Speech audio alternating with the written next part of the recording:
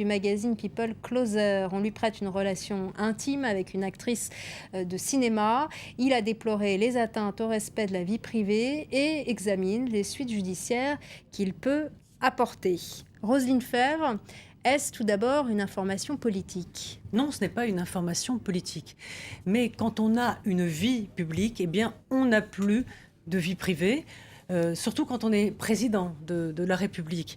Et c'est cette petite phrase qui me revient dans une tragédie grecque, Titus qui dit à Bérénice, il ne s'agit plus de vivre, mais de régner.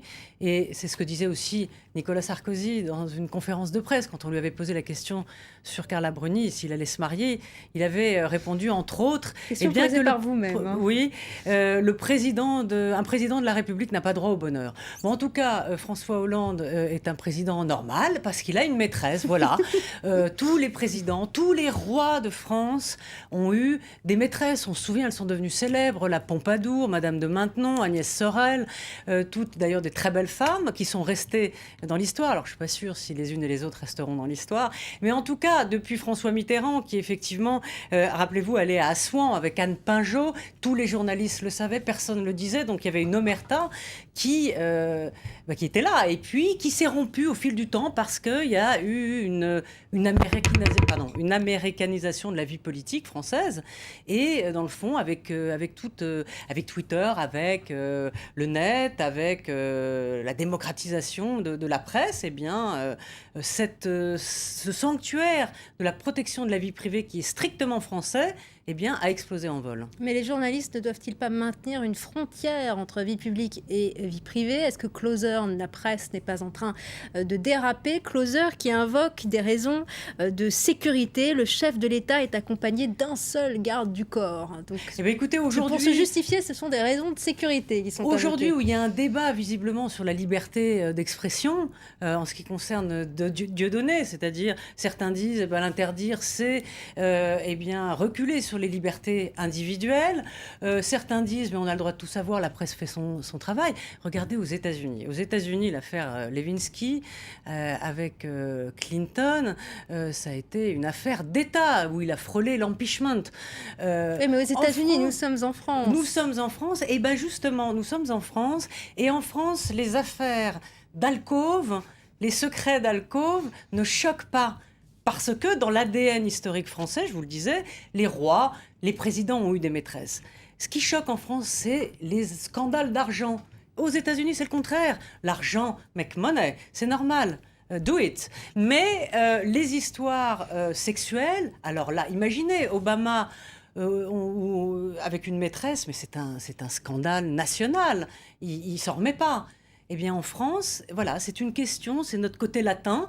Alors, de savoir, de vous dire, de juger si c'est bien, c'est mal, C'est pas le intéressant. sujet, c'est comme ça. Voilà, Closer a décidé de le sortir. De toute façon, ça faisait quoi des mois et des mois et des mois qu'il y avait cette rumeur qui courait sur les réseaux sociaux.